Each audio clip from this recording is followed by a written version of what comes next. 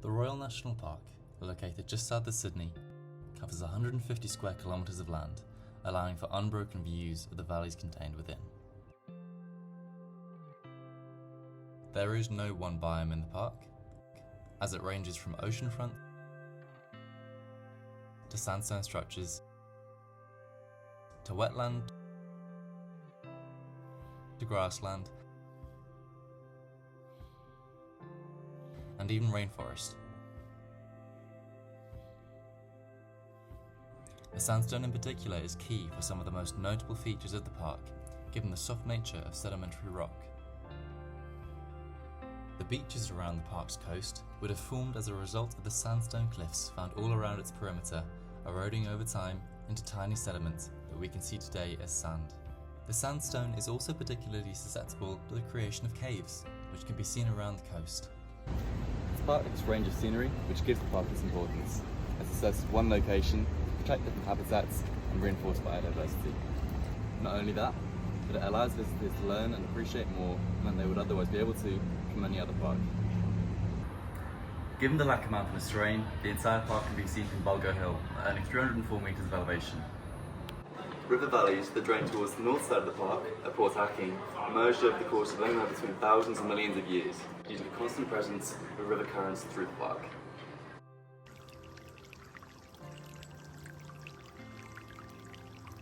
The park was founded by Sir John Robertson on the 26th of April 1879 as the country's oldest national park and the second oldest national park in the world.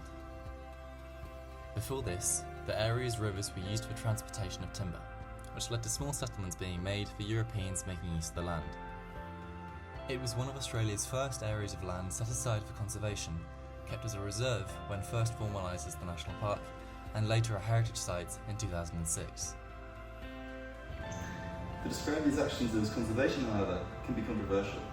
The conservation of the park was originally meant to keep it in a pleasant state for Australians to enjoy, via a combination of park protection and alterations to make it more like an English park. This led to the development of Pleasure Garden. The preservation of the ways of the original people of the land, however, was certainly not upheld. In fact, the Tharawal people, on whose land the park is based, inhabited the park right until the end of the 19th century, until they were driven out by European settlers. So while the beauty created by these Europeans has been conserved, the original history has in many ways not been. While many sites of Aboriginal history have been destroyed by settlers or weathered away by time, 600 or so pieces of art still remain on rock and are held in much higher regard today. Images of animals and wildlife are among the most prevalent, showing the importance of these things to the Aboriginal way of life. Perhaps the most famous of the engravings found in the park is the Gibbon Headlands Aboriginal engravings. The park has established a conservation and coastal engravings project, which aim to protect these expressions of Aboriginal culture. For example, a new viewing platform and boardwalk has been installed near the engravings to limit foot access, which damage the engravings, and they've also removed soil and vegetation which encroach on the engravings. The park boasts breathtaking landscapes and a rich variety of flora and fauna. Yet it still grapples with challenges spanning both ecological and sociological dimensions. One ecological concern is the invasion of non-native species, including plants, animals, and pathogens, which all pose a threat to the intricate ecosystem and causing a decline in indigenous flora and fauna. The New South Wales National Park and Wildlife Services, or the NPWS, takes an aggressive stance, employing targeted removal initiatives such as trapping, baiting, and manual extraction. One of the park's current targets is the red fox. They were introduced in the 1870s for recreational hunting. In the past 20 years, its population has grown exponentially, causing damage to the local ecosystems. It participates in an act called surplus killing, which is a result of overkill of food they don't need. These foxes threaten biodiversity by hurting and killing native wildlife. The park rangers uses both snares and cages to help cull their population. Continuous monitoring and research programs are used to monitor park health, track conservation efforts, and keep an eye on new threats such as invasive species. An emerging issue is the habitat fragmentation caused by the urbanization and development of the park. These disruptions impede on animals' natural territories, decreasing their options for mating and territories.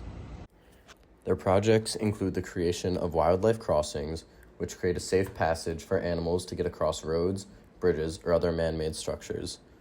The Fauna Highway show the park's willingness to engage in habitat restoration projects. They do so by collaborating with local authorities to create these strategic measures which foster ecologic connectivity. As the park popularity surges, over-tourism emerges as a critical issue for the park. Trail degradation, trail erosion, and wildlife disturbances will continue to increase.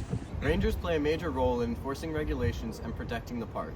They do so by marking trails with explicit signage, yet tourists still manage to break these rules, like the issues at Wedding Cake Rock. Let's test the general population's knowledge. The following animals are 3 of the animals that can be found at the Royal National Park. The sulphur-crested cockatoo, the wallaby, and the possum. Which of those are you allowed to feed at the park? The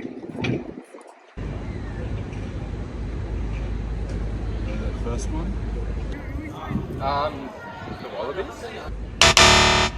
Wrong! You cannot feed any of those animals at the Royal Of course, National that's Park. right. That was a trick question. The sulphur-crested cockatoo, wallabies, and possums. I don't think you can feed any of them. Correct! You are not allowed to feed any animals at the Royal National Park. The rangers employ strict signage to educate visitors about maintaining a safe distance and refraining from feeding wildlife, as well as to avoid dangerous areas. Despite rangers' efforts, tourists continue to break these rules and enter in areas where they shouldn't be.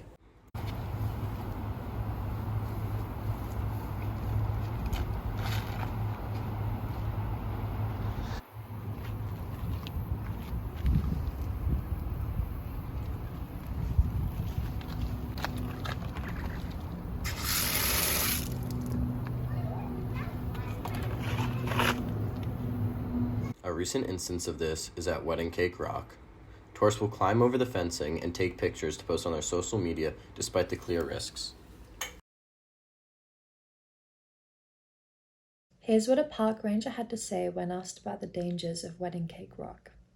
Look, in 2015, we actually had some geotechnical engineers come out and investigate this rock, and they came away telling us that within 10 years, this rock could fall away and detach from the cliff and smash into the sea below.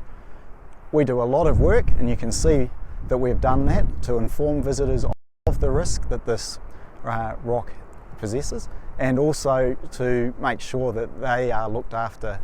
The rock has become a popular tourist site for those looking to find the perfect photo for their social media. New South Wales Park and Wildlife have had to recruit the help of New South Wales Police with site management due to the overwhelming number of tourists who still continue to ignore signage and the risk of fines. In 2014, a French tourist fell to his death when a part of the rock crumbled under. Exploring the challenges facing the Royal National Park highlights the ongoing struggle to find the right balance between conservation and recreation. Through community engagement, effective park management and conservation strategies, and effective open dialogue with the traditional custodians of the land, we can ensure the thriving existence of this park for generations to come. The park isn't merely a destination, it's a collective responsibility to safeguard our environment.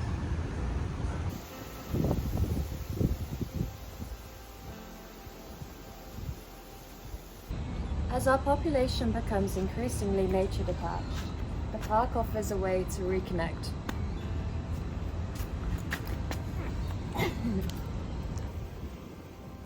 In addition, the cycling paths, hiking trails, and surfing spots also help people to stay active in an increasingly inactive world.